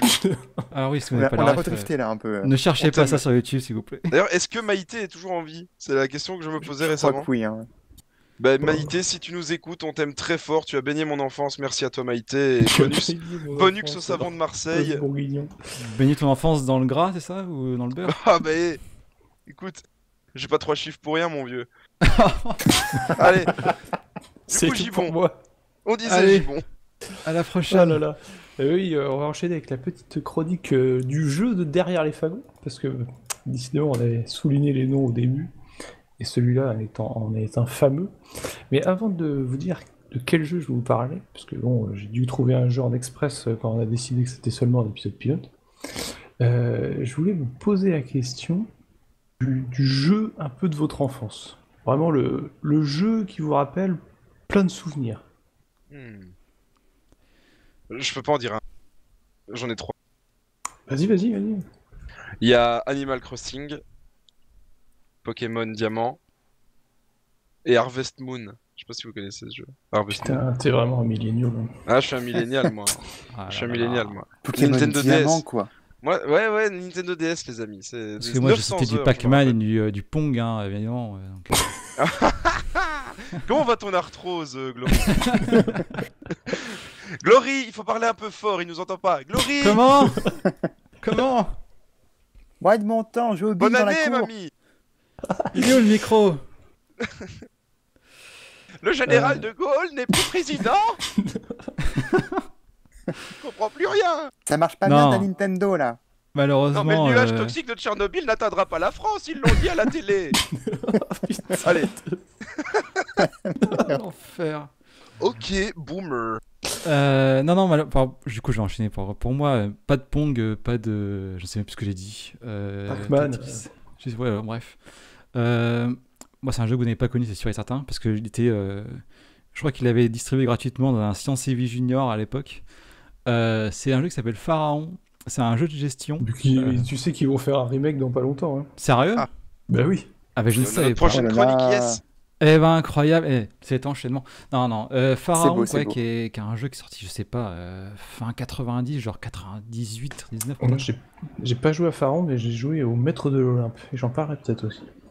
C'est exactement la même chose, mais chez les Grecs. C'est un jeu de gestion, voilà, c'est ça, classique, on est d'accord. Oui, tout à fait. Bon. Ben ouais, donc jeu de gestion, c'est pour ça qu'il m'a donné un peu, je pense, l'envie des jeux de gestion, parce que c'est un jeu qui c'est des... Je pense que c'est une catégorie de jeux qui ne plaît pas à tout le monde. Mais à mon avis, grâce à celui-ci, moi c'est un truc qui m'a toujours plu et aujourd'hui je continue à en jouer. En vrai, c'est pas ta rigolo. chronique là aujourd'hui, on s'en fout. Hein. Ah si, le je bâtard. parlais, hein. Maintenant que Allez, j'ai... Arnaud, et toi En vrai, il y a beaucoup de jeux, mais je pense que celui qui m'a le plus marqué, sans doute pas un des premiers auxquels j'ai joué, mais celui qui m'a le plus marqué, ça doit être Wind Waker sur GameCube. Ouh, Ah ouais, toi aussi, tactique. C'est millénial aussi, ça. Hein. Ah, bah Ouais, écoute, ouais. moi je suis fin années Eh bien- 90, hein, donc bon, c'est plutôt du début années 2000, hein, mes expériences vidéoludiques. Hein. Ok. D'accord. En même temps, je dis ça, mais moi je triche complètement. Je vais vous expliquer pourquoi. Parce qu'en fait, moi je pense que j'ai eu vers 5 ans la Game Boy Color, donc mon premier jeu c'est Pokémon Bleu et Super Mario Bros. Mais il s'avère que mon oncle avait une Super Nintendo. Et j'ai passé des heures à jouer sur cette petite console qui est plus vieille que moi du coup. Et notamment un jeu dessus. Et c'est de ce jeu-là que j'ai envie de vous parler. Est-ce que vous connaissez le jeu Prehistoric Man? Ouf. Pas du tout. Non. C'est tout à fait normal. Mais par contre, ce qui est assez incroyable, comme je le disais, j'ai dû trouver un jeu un peu en express pour pas parler de celui dont je voulais parler au départ. Et il s'avère que Prehistoric Man est depuis février 2021 disponible sur le online de la Switch Super NES. Donc c'était absolument Énorme. improbable.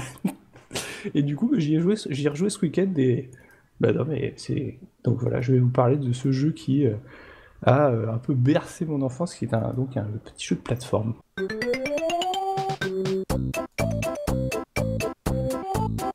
Ça, c'est bien la Super Nintendo. Hein. Ah ouais, j'adore. Ah là là là. Là, quand j'entends cette petite musique, je vais la baisser un peu. Mais je t'avoue que le nom Préhistoric Man, je m'attendais à un truc un peu, tu sais, les jeux un peu premier degré trop sérieux de la Super NES qui étaient justement des jeux un peu nuls. Là, ça sent un peu justement le jeu un peu sympa, tu vois, ça a l'air joyeux. Tu vas voir que c'est complètement second degré, troisième degré. Ah, génial. Tiens, vas-y, je pense que tu vas pouvoir l'arrêter, Glory. C'est bon. Et donc oui, en effet, on part sur un petit jeu de plateforme. Donc Prehistoric Man, c'est quoi? Alors c'est un jeu donc, de plateforme développé et édité par Titus Interactive en 95. Ah, les fameux derrière Superman 64. Hein. Oui. Connu que pour ça. Ils ont fait d'autres merdes aussi. Hein. C'est à toi de les excuser aujourd'hui, Gibon. Ah bah franchement, c'est un jeu de qualité. Alors pour y avoir rejoué, vous allez voir, j'ai un petit peu... La nostalgie prend forcément un coup, hein, parce qu'on se prend quand même... Donc comme je disais, il est sorti en 95. Bah, 25 ans après, ça pique un peu, mais il reste quand même un très bon jeu de plateforme. Et pour vous situer un peu, ça est sorti Donkey Kong Country, donc qui, je pense que c'est un peu comparable, en 94. Quand même, Donkey Kong Country, un petit peu une légende du jeu de plateforme quand même. Ce qu'il faut savoir avec Prehistoric Man, c'est qu'il y a une seconde version qui est sortie en Game Boy, donc il a déjà été ressorti, et il est ressorti aussi en Game Boy Advance en 2001. Pardon. Et ce que je ne savais pas, que j'ai découvert en préparant cette chronique, parce que je l'ai quand même un petit peu préparé, c'est la suite de Prehistoric et Prehistoric 2 qui était sorti sur PC, sur Atari, sur des vieilles consoles encore plus anciennes. Alors, du coup, Prehistoric Man, c'est le premier, c'est ça? C'est le troisième. Ok. Alors, du coup, il y a Prehistoric 1, enfin Prehistoric 2 et Prehistoric Man, qui est donc le plus abouti et le plus joli, parce que là on est sur Super Nintendo et donc là c'est festival de sprites plutôt chiadé, du pixel art bien nif. Je vous invite à le googler, hein, parce qu'on est quand même sur un visuel assez drôle et bien foutu. Et alors c'est quoi le synopsis de ce petit jeu sympathique? Eh ben en fait on incarne... Donc ça se passe à la préhistoire, hein. Peut-être que vous l'avez pas tiqué encore. Non. Merde. Si, monsieur. Et du coup, on incarne Sam, qui est un homme préhistorique, qui voue sa vie à la bouffe. Donc c'est quand même déjà de base, hein, ça part bien. Et il se trouve... Ouais, c'est Valky. On incarne Valky. Salut à tous. Et donc... Il dormait le pauvre. Dans son petit village d'hommes préhistoriques, eh bien, il y a des dinosaures qui pénètrent donc, durant la nuit dans ce village et qui volent toute la bouffe du village. Mais non. Quel salaud. Quelle infamie. Ah, c'est honteux. Quelle indignité. Et donc, ni une ni deux, Sam va voir le chef de la tribu, qui a bien sûr eu vent de cette petite catastrophe, et du coup, il envoie le brave Sam récupérer non pas cette bouffe, parce qu'elle a déjà été mangée, pas con les dinos, mais ce qu'il faut savoir dans ce petit jeu, c'est que la monnaie, ce sont les os, et un os, les os, et qu'il y a fort longtemps, il a eu vent d'une contrée lointaine qui s'appelle la vallée des os, qui est le cimetière des dinosaures. Donc il faut aller dans ce cimetière, rapporter moult os pour pouvoir se repayer plein de bouffe. Voilà. On est sur un jeu à base de beaucoup d'anachronismes. À base de capitalisme. Exactement. Il y a un gros problème d'inflation aussi. Si tu ramènes plein d'eau d'un coup, est-ce que tu risques pas d'inonder le système financier de la préhistoire? Je pense que tu vois, je pense que le cours de l'os va s'effondrer. Crise des subprimes, on sait ce qui se passe. Hein. Ouais, mais tu vois, ils avaient vraiment tellement faim, tu vois. Je pense qu'ils ont réfléchi à court terme. Et c'est ainsi que les dinosaures ont disparu, les enfants. Exactement. Bah oui, en effet, parce que les dinosaures étaient en même temps que les hommes préhistoriques. Ah bah oui, merde. Et Adam et Ève dans tout ça. Putain, Darwin se retourne sa tombe. Non. Tu sonnais l'alarme vite. Tu dérapes en Christine, là, ça va pas. Et donc du coup, notre brave Sam, il part de son village, et il va traverser pendant 23 niveaux, jusqu'à enfin arriver au cimetière des dinosaures, où il bolosse un dinosaure géant fait d'os, et après il empoche la place de chef du village, et, parce qu'on est quand même dans un jeu de 95, la fille du village avec. Voilà. Donc Ah attends, bah oui. Yeah le bonne chef valeur. du village envoie Sam récupérer du pognon et Sam il revient, il devient chef à la place du chef. Et Iken Mais en fait, tu vois, il lui a dit si t'arrives à atteindre le cimetière, je te donne ma place et ma fille. Et blam. Mais le pire move de l'histoire. Pire move de génial. l'histoire. Il est trop fort. Et donc du coup, voilà, on va traverser 23 niveaux qui ont des ambiances assez bien variées, mine de rien. Je pense qu'on n'est quand même pas au niveau de Donkey Kong Country, parce qu'il y a, je crois qu'il y a peut-être un poil plus de niveaux quand même dans ce jeu-là, mais ça reste assez honorable avec plein d'ambiances différentes. On va traverser la brousse, la jungle, on va traverser des forêts, des montagnes enneigées, bref, un peu ce qu'aujourd'hui on va clairement considéré un peu comme le classique et cliché, mais quand même. Il y a d'office un niveau dans un volcan, non? Oui, tout à fait. Bah, évidemment. bien sûr. Un niveau aquatique aussi, peut-être. Non, il n'y a pas de niveau aquatique. Tu vois, Il n'y a pas d'égout non plus. Bah non, c'est l'histoire. Est-ce qu'il y a des araignées, tu rigoles, des rats, mais il y des a quand chauves-souris même des villages qui sont clairement sur des pilotis. Enfin, c'est assez ingénieux, c'est assez bien foutu. Il y a plein de bonnes idées, et j'en reparlerai un petit peu plus après quand on va parler du gameplay. Et du coup, on va rentrer un peu plus précisément dans ce jeu. Et la première chose dont je voulais parler, c'est clairement sur l'humour du jeu qui se veut complètement second degré. On est sur un homme préhistorique un peu balourd, un peu gros. On a des animations qui sont mais chiadées. Franchement, pour la NES, c'est assez c'est pas une simulation, tu veux dire? Pardon? C'est pas une simulation, tu veux dire? Non. On est plus dans les jeux de gestion. Là, je parle pas de Pharaon. Je parle de Prehistoric Man, mec. Donc, suis un peu. Hop là, il a remis à sa place. Ok. C'est bon, quoi. Il y a un moment. Donc, ouais, en termes d'animation, on est vraiment bien foutu. On a des petites animations où on va avoir donc, le Sam, quand tu peux orienter la caméra, il va mettre sa petite main sur son front et il peut la pointer dans tous les sens de manière complètement débile. Quand il chute de trop haut, il va secouer les bras comme un demeuré. Enfin, voilà, on est sur ce genre de truc un peu débilos, mais qui fait vraiment plaisir à retrouver en tout cas.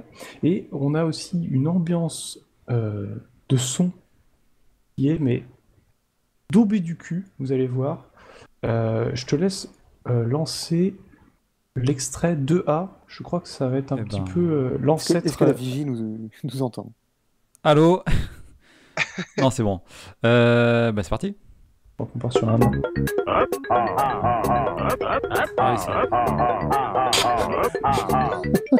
Ça m'énerverait.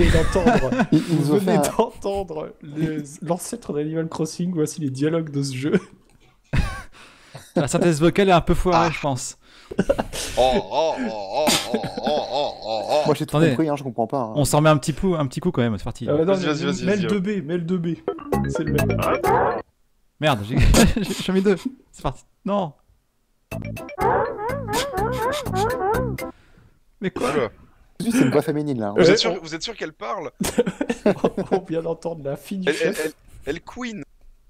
Mettez de l'huile, madame. Arrête-toi là, Valky, arrête-toi là. Dérapage contrôlé, les amis. Christine. La coquine. C'est la pitch du jeu, quoi. Bah non, parce qu'il faut pas la sauver. Même elle t'aide de temps en temps. On est vraiment sur un jeu un peu cliché où tu sais, si tu arrives à la trouver sur certains endroits du niveau, elle t'attend et elle te donne un petit cœur. Ouais, voilà, tu vois, elle te redonne de la vie, tu vois. Voilà. On est vraiment... Une petite pipe et au boulot. Allez. Je le savais que ça allait bien. Je suis désolé pour celle-là. Qui là? Je tiens à préciser pour nos auditeurs qu'avant d'enregistrer, on avait précisé pas de racisme, pas de sexisme. Je pense que c'est raté. Mais c'est ni raciste ni sexiste. D'abord. Voilà. Enchaîne, vite, enchaîne. Vite, continue. La fellation n'est pas une... À l'heure actuelle. Allez. Le Black Lives Matter... Allez, J'ai bon, vas-y. Ah, il me fatigue. Non mais voilà, donc on est quand même... Moi j'ai quand même envie de souligner que c'est un petit peu l'avant Animal Crossing. Ouh là là. Ah bah si, parce que là... quand même, juste pour les dialogues. Bah oui, pour les dialogues, bien sûr. Ah, ok. Pour le bruit des PNJ, quand même. C'est marrant. Tu veux pas nous en remettre un petit coup de 2A, là? Bon, si tu veux. Bon, moi j'aime bien. C'est trop marrant. En vrai, c'est super drôle. Là, il faut imaginer le vieux du village avec sa longue barbe en train d'expliquer à Sam qu'il est censé aller jusqu'au cimetière des On dinosaures. dirait une guitare désaccordée. Donc on est un petit peu ce niveau-là. Je crois que si tu lances le 2C, on va avoir les petites animations de combat. J'ai fait une petite compilation. Ouais. Donc, saut, attaque et combat. Et ensuite, je vous ai mis une petite compilation. On a tous les sons à la suite dans le jeu avec un peu de musique. Ça va être super. Ça devrait bientôt se lancer.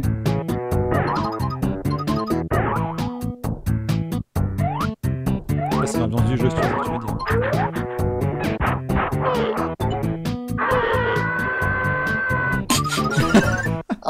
Ça c'est moi, ça. Il y a un même. C'est moi qui passe en fond. Oui, donc là, ce que vous devez entendre à la fin, c'est l'attaque spéciale de Sam, parce que de temps en temps, on peut, si la jauge est remplie, on peut activer son attaque spéciale, et il s'arrête, il bug d'un gros coup, et tous les ennemis autour de lui meurent, tout simplement. Donc avec une petite animation, encore une fois, tout à fait sympathique, où il ouvre la bouche de manière démesurée, enfin, c'est assez joyeux. Et un dernier petit extrait sonore, et on s'arrêtera sur ces bruits débiles, le checkpoint, c'est le 2D. Vas-y, c'est bon.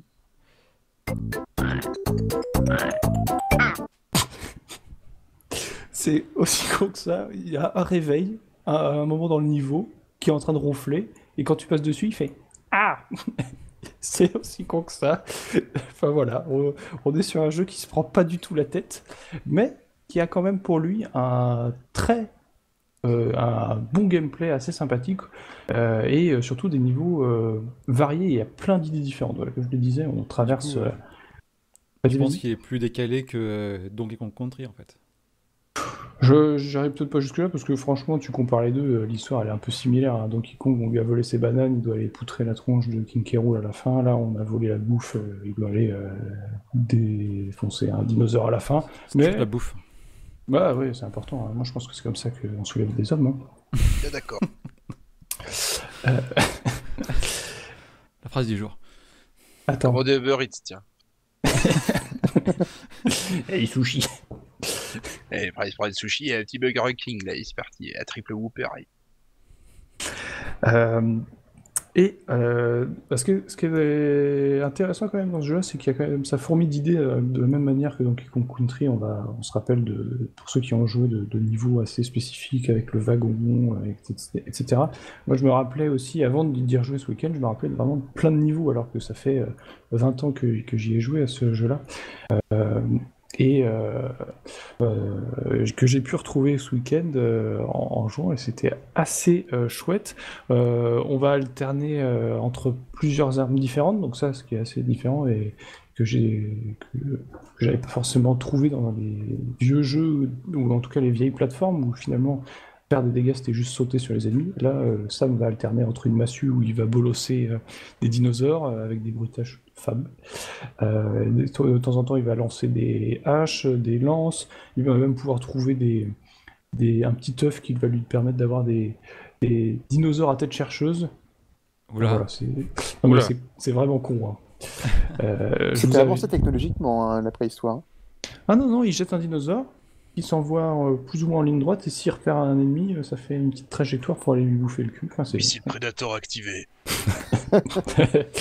Ils avaient, je fais une parenthèse, mais en Seconde Guerre mondiale, ils avaient appris des pigeons à faire ça aussi pour des bombes. Avec des chiens aussi, sous les tanks. Ouais, mais oui. Mais là, je veux dire, ça vole pas un chien. Ils tiennent ça de la préhistoire. Ça dépend comment tu l'envoies, le chien. T'inquiète que quand mon chien il pisse sur mon lit, il vole, hein. Non, appelez pas la PETA, s'il vous plaît.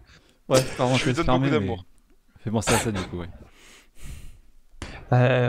Si je continue au-delà des armes, vraiment, donc ces 23 niveaux, ils ont plein de petites idées assez sympathiques. De temps en temps, on va être avec un parapente où on va devoir utiliser notre impulsion pour remonter, utiliser des courants ascendants.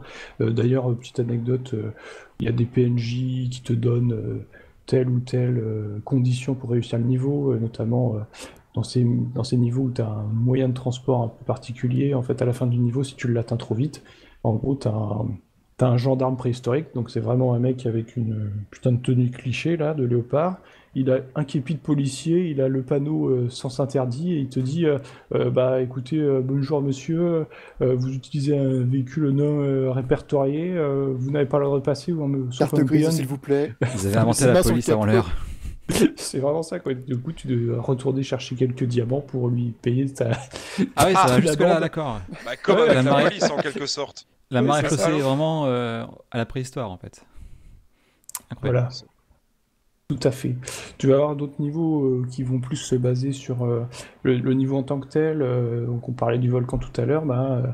On traverse une plaine où forcément tu commences le niveau où tu as le papy, chef du village, qui te dit oh, t'en fais pas de ce volcan, il a jamais explosé depuis que je suis né. Et comme par hasard, tu avances de 5 pixels, le machin il explose, et donc le niveau consiste à atteindre le niveau, mais de temps en temps tu as des flammes qui montent du sol, et donc du coup tu dois t'accrocher à des lianes pour patienter, et ainsi de suite. Donc il y a vraiment plein de petites bonnes idées pour un vieux platformer de 84. T'as eu la même scène à Pompéi durant l'Antiquité. Ouais, il n'y avait pas de liane à Pompéi. Bah, ils sont tous c'est pour morts, ça du qu'ils coup. sont tous morts. Par les couilles. Voilà. Alors qu'à préhistoire, il y avait des... Ah, puis ils avaient aussi inventé les panneaux de circulation et la maréchaussée, donc c'était quand même un autre monde. Hein. Ah bah ça c'est clair, hein. Par rapport à l'Antiquité, travail con. Donc voilà, on est quand même sur un plateforme vieux, mais je pense que mine de rien, il a su trouver plein d'idées différentes et très intéressantes. Je ne vais pas forcément expliquer, mais on va aussi de temps en temps combattre des boss qui sont pas forcément très originaux, mais qui ont le mérite d'apporter une petite touche de difficulté. Je dirais que le jeu, il est pas dur, mais c'est pas personnellement, je trouve que les Mario sont assez simples. Je trouve qu'il est un peu plus dur qu'un Mario, quoi. De toute façon, la plupart des jeux de cette époque-là étaient quand même assez compliqués, non? Enfin, ouais, moi, c'est vrai qu'ils étaient assez punitifs. Les jeux Super NES plateforme que j'ai refait, j'ai quand même eu du mal à en finir certains, donc... ça s'expliquait aussi par la maniabilité qui était un peu moins bien. Là, en l'occurrence, dans ce jeu-là, la maniabilité est vraiment bien foutue. Donc tu veux dire que c'est un jeu facile à l'époque, en fait, c'est ça? Je sais pas, parce que finalement, je l'ai jamais fini. Je n'ai jamais réussi à le finir. Ceci peut dire cela. Parce que... Mais cette chronique est bâclée. Un des points négatifs. Qu'est-ce qu'il dit, ce con? Je dis cette chronique est bâclée dans ce cas-là. Mais n'importe quoi. Je vais t'expliquer pourquoi j'ai jamais pu la finir. Au moins, Gary, il a vu son film en entier. Hein. Moi, j'en ai fait mon entier, bordel. Le jeu Super NES n'a pas de sauvegarde. Ah, c'est vrai. C'est vrai. oui. Il n'y a pas de mot de passe. C'est vrai. Il n'y a pas de mot de passe. Ah, d'accord. Donc tu dois enchaîner 23 niveaux sans crever. Et t'as combien de vies? Alors, tu as, je crois, 3 vies, mais tu as 17 crédits, tu sais. Donc, en gros, tu as 17 fois 3 vies. Sauf que quand la console n'est pas chez toi... Voilà. Donc, c'est pour ça que je l'ai jamais fini. Et deuxième explication, pourquoi je l'ai jamais fini? Parce que quand tu es un petit bambin, tu joues en mode facile sans trop savoir.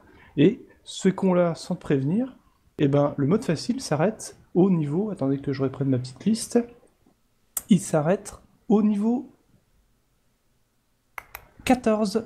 Et il te prévient pas. Et ça veut dire que quand tu finis le niveau 14, tu combats le boss de ce niveau-là, il te fait « Bravo Sam, tu as délivré le village ». Sauf que t'as pas fini le jeu, en fait. Et si tu relances pas en mode normal ou difficile, je sais plus, bah, tu peux pas finir le jeu. Et c'est que pour le mode facile. Ouais, c'est que pour le mode facile. Mode facile, en gros, t'as le demi-jeu. Ouais, c'est ça. Donc, en mode facile, oui, j'ai déjà fini le jeu, jusqu'à ce que... je pense que j'avais pas du tout fini le jeu, donc bon... Donc, voilà. Il pourrait te prévenir quand même au début. Bah peut-être, j'avoue que là, peut-être que mes souvenirs me jouent des tours, mais... Bon, après, on est sur Super NES en 84 aussi, tu vois, c'est pas non plus... 84, t'es sûr? C'est pas ça? Non, 95. 95, oui. J'ai oublié une dizaine, ça arrive, ok. 84, c'est Christine, je sais que t'aimes bien maintenant. Oui, mais j'ai eu une longue journée, ok, voilà. J'ai dû faire un travail sur Freud, ok, on passe à la suite. On a dit pop culture, hein, Freud. Merci. Ouais, bah Sigmund, je l'emmerde. Allez. Oh, ouais, je le dis. Oh, ça c'est fort. Je le dis, j'ose. Ça c'est fort. Je finis du coup. Enfin, non, je finis pas du tout. Je continue avec. Je m'arrête là. Je m'arrête là. Moi, c'est bon, je me saouler. Je me casse. Non, mais je vais enchaîner avec les deux autres petits points que sont du coup, les graphismes et la musique. Graphiquement, ce que je le disais au début, c'est quand même c'est la Super NES, donc après c'est du pixel art, hein, les gens aiment ou n'aiment pas, mais je trouve quand même que c'est globalement pas très très beau, moi, même encore aujourd'hui, pour l'avoir relancé ce week-end. Et notamment tout le travail sur les sprites et les animations, je parlais du feu qui se lève, c'est vraiment bien amené, il y a tout un niveau aussi qui est dans le noir, où il y a une petite luciole qui t'emmène, que tu emmènes pour pouvoir voir où est-ce que tu es censé sauter. Il y a vraiment plein de bonnes idées, et c'est très joli. Les niveaux sont très variés. C'est des mécaniques qu'on trouve maintenant dans les jeux indés, beaucoup... qui ont évidemment disparu des AAA, parce que les AAA aujourd'hui c'est du FPS, c'est ce genre de choses, mais je pense que il doit y avoir des inspirations à mon avis dans des jeux modernes à mon avis. Je pense aussi, ouais. Et je pense qu'en effet, pour un jeu de 95, ils ont poussé assez loin les idées.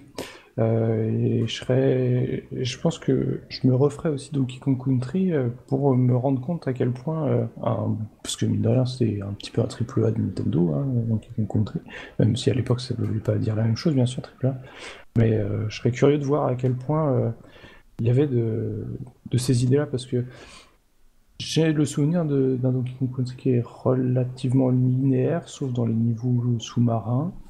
Alors que là, on va enchaîner des niveaux où les allers-retours sont possibles, notamment quand tu dois revenir en arrière pour trouver des diamants ou trouver des objets que tu n'avais pas forcément trouvé dans ton niveau. Donc vraiment plein de bonnes idées. Ah, tu refais tes niveaux en fait, d'accord. Pardon ? Tu refais tes niveaux en fait, c'est ça ? Non, tu sais ce que je disais... je veux dire, pour récupérer des items en plus... Ouais, voilà. D'accord. Donc c'est plutôt bien fait. Et bon, voilà, par contre, un point qui est moins bon...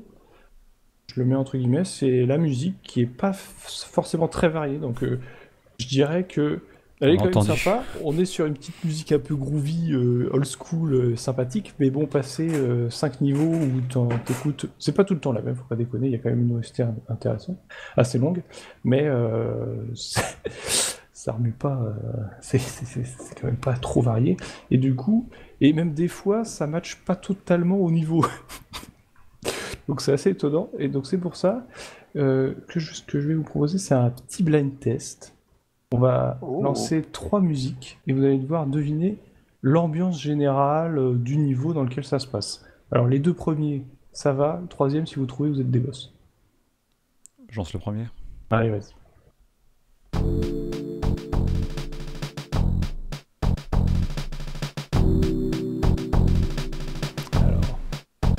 Ça vous fait penser? Animal Crossing. On dirait la musique de nuit dans Animal Crossing. Et oui, c'est un on truc peut s'arrêter là ça, parce qu'en effet c'est un niveau de nuit.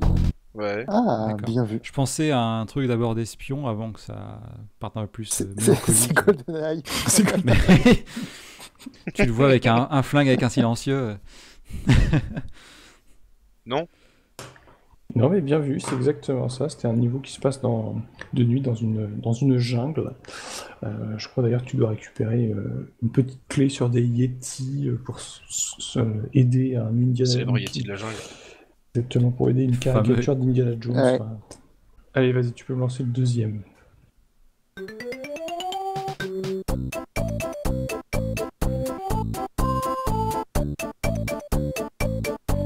Alors, allez-y, hein. Ça va durer un petit peu un moment, donc vous pouvez balancer C'était bien la jungle, ça. Hein. Ouais, ou genre une fête au village, un truc du style, un peu cinématique. Ouais, ça se rapproche un peu, c'est vrai qu'on est sur quelque chose de simple en somme. Festif. Une plaine. Bah c'est ça, c'est le premier niveau, c'est la J'y ai brousse, pensé, j'ai pas les osé plaines. dire. Et ben Voilà. voilà, Ouais, donc, c'est ça, Le bien point sûr. me revient. Le point me revient. Bah non. pour Attends, l'instant, c'est dégueulasse. Putain. C'est Valky qui a 2 points, 0 et 0. Hein. Bah, c'est surtout que Valky, tu lui as mis un mauvais point tout à l'heure, du coup il a commencé à -1, donc là, Ah, il est faut à qu'il se 1, rattrape. du coup. Hein. Ah, -5, Ah, parce merde. qu'il a fait une remarque C'est vrai. sexiste. J'ai comparé les femmes aux bagnoles et Carpenter lui dit rien. Allez, dégueulasse. Quand ça Carpenter, ça passe. On lui a enlevé Valky, ses ça passe points, pas. Christine. Non, hein. Allez. Ah, pas ça. Je suis au trait. Et honteux. Et je te propose de lancer le 3e niveau, Et là, si vous trouvez, c'est exactement ça soulève le point de la musique match pas toujours au niveau. Allez, tu peux y aller. Bon, je lance, c'est pas trop loin. Ah oui, s'il te plaît.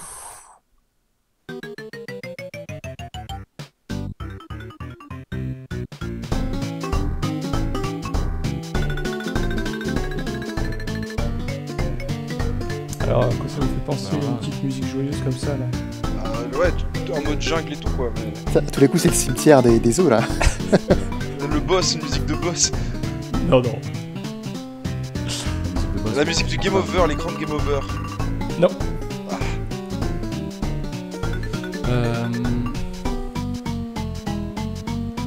Caverne. Non. La plage. Non.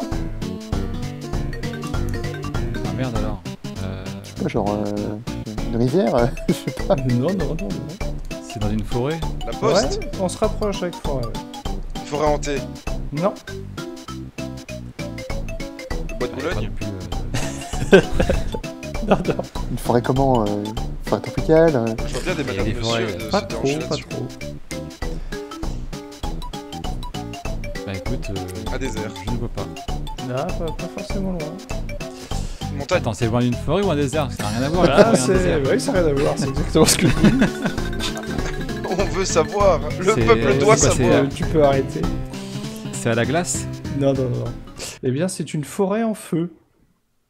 Ah bah, on sent la panique en tout cas. Mais j'ai voilà. un ami australien, mais il m'a pas dit ça. Hein. Il m'a pas dit que c'était comme ça l'été passé. Ils t'ont pas dit que c'est ça qui tournait en boucle? Non. Et oui, sans Oui, écoute, là, forêt partie en fumée en Australie. Non. Donc Qu'est-ce qui voilà. s'est passé chez eux là le soir pour qu'ils fassent ça? Bah voilà, je sais pas trop, mais bon, c'est. Je prends pas la tête ce jeu quoi. Moi j'aime bien. Je suis charmé. Je suis charmé par l'atmosphère du jeu. J'aime beaucoup. L'atmosphère musicale moi me plaît énormément. Un peu de groove, quoi. Ouais, c'est Les bien. dialogues sont surtout vachement bien. Ah ouais, incroyable. Et il me faut pas plus pour Genre. le dialogue. Le dialogue. Mais au début, j'ai cru que tu passais ma sextape en fait. Mais finalement, ça va. Oh. Oh l'enfer! Ah, Mais on mince. n'arrête Eh bien, plus. merci d'être passé. C'était ta seule apparition, bravo. Avec Christine. C'était sa première, sa dernière. Ah, vas-y, Gibon. Bah, de toute façon, voilà, j'ai globalement bien présenté le jeu. De toute façon, comme je le disais, si vous avez envie d'y jouer, et maintenant il est accessible via, si vous avez l'abonnement online Switch, avec la petite appli Super NES là. Donc moi, ce que j'ai envie de finir, c'est petit point positif, petit point négatif. Point positif, c'est clair, c'est un humour débile. On est dans du grotesque, hein. Je pense que les âmes sensibles, les hommes de lettres vont pas forcément apprécier l'humour, mais moi, ça m'a bien parlé, ce petit mot con. Avec. Pas étonné. Ouais. On est quand même, en termes de gameplay, bien servi parce que le perso est quand même, mine de rien, très maniable pour l'époque. Et encore aujourd'hui, ton saut, il te répond exactement comme tu as envie. Un gameplay de qualité avec des systèmes d'armes qui changent, des niveaux qui sont assez variés, avec des variations ponctuelles. Tu vois, comme je vous parlais du parapente, mais on va aussi avoir un niveau avec une monoroue qui te permet d'aller plus vite. On va avoir des espèces de trucs cons là où tu rebondis, là, l'espèce d'outil où tu rebondis, je sais pas comment on appelle ça, mais. Ah bah, ton sauteur. Un ressort. Voilà, un bâton sauteur, voilà, tout simplement. Vous voyez que je sers à quelque chose. C'est super. Bon, ok, tu peux rester. Et voilà, plein de bonnes idées de gameplay de niveau. Et il y a un petit truc dont j'ai pas parlé aussi, mais il y a un système de vengeance qui est bien vu, que j'ai pas retrouvé dans d'autres jeux, mais je pense que c'est parce que j'ai pas non plus joué à des tonnes de jeux, qui s'appelle le système de vengeance. Donc, si t'as un ennemi qui te bolosse, et que tu le bolosses en retour, et ben il te rend ton PV perdu. Ah, comme dans Dark Souls. Ah ben voilà, c'est possible. Donc, c'est tout à fait comparable, je pense. Ouais, d'ailleurs. Ah bah oui, évidemment, je ouais. pense. Oui, En tout à termes fait. de musique, graphique. Évidemment que Prehistoric Man, c'est le premier Souls-like avant Dark Souls. Exactement. Et dans les points négatifs, bah, je dirais mettre La musique est peut-être un peu répétitive, même si elle est quand même globalement sympathique. La caméra qui est à l'image de ces vieux jeux, qui est pas toujours très dingue. Heureusement, tu as la possibilité de t'arrêter, de pointer là où tu veux aller voir un peu plus loin, mais bon, dans un platformer où tu as juste envie de foncer, c'est quand même pas un peu chiant. Il y a certains niveaux qui sont un peu chiants à cause de ça. Et comme je vous disais, bon, heureusement, la Switch a rajouté le système de save, mais sinon, j'allais pas me retaper les 23 niveaux d'un coup. D'ailleurs, je l'ai pas fait. C'est honteux qu'il n'ait pas fait ça. Ouais, il en serait capable, hein, des fois. Non, mais c'est pas dans le jeu que t'as le système de save, c'est le labo. C'est l'appli qui gère ça. C'est l'appli qui gère ça. Oui, c'est un émulateur, oui. Bon. Donc voilà. C'est pas emmerdé. C'était une petite chronique sur Prehistoric Man.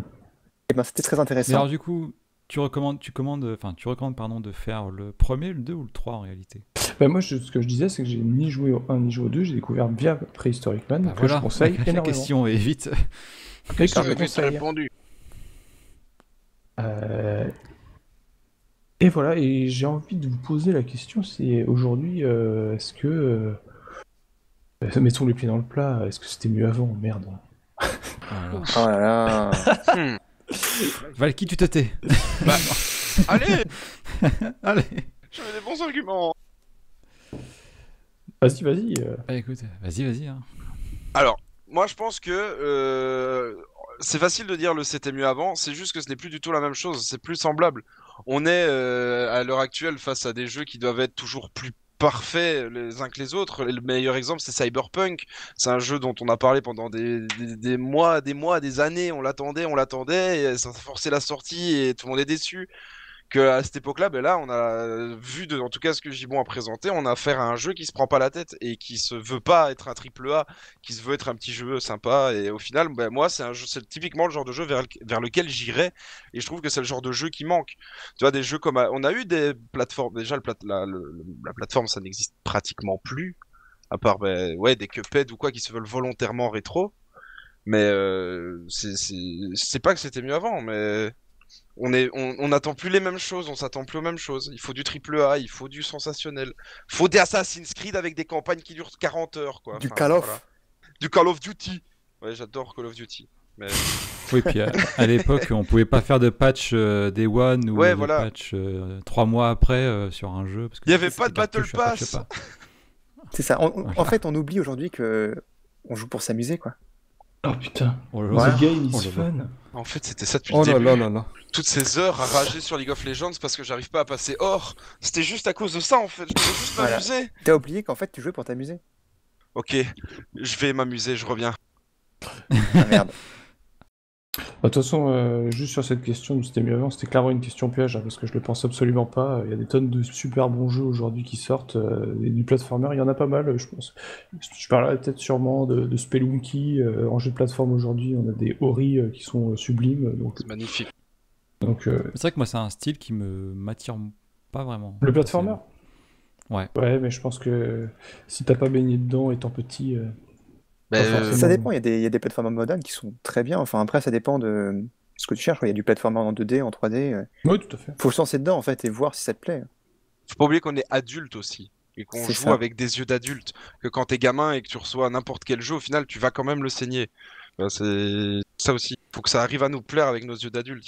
Faut des Ori et des jeux comme ça, quoi. Des jeux qui en mettent plein les yeux. Malgré tout, j'ai eu Tortue Ninja sur NES à l'époque. Je savais que c'était compliqué quand même. Ah mais il n'y a pas eu bon, mais il y a eu Tortue Ninja sur NES. Voilà. Non mais peut-être qu'un jour on verra bien.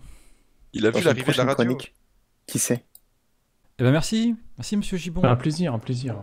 J'espère que ça vous donnera envie d'au moins essayer pour entendre ces sublimes Par curiosité, un dernier pour par curiosité, j'irai. un dialogue pour la fin parce que ouais, s'il te plaît. Magnifique. Je suis pas jaloux. Donc le dialogue de la femme derrière. Plus vrai que nature. Est-ce que ça a été doublé en français? C'est horrible. Remets le réveil s'il te plaît parce que on est quand même sur un Denis Brognard d'avant l'heure. Attends, c'est celui-ci. Le 2D. Non, 2D. Ah non. On va y arriver.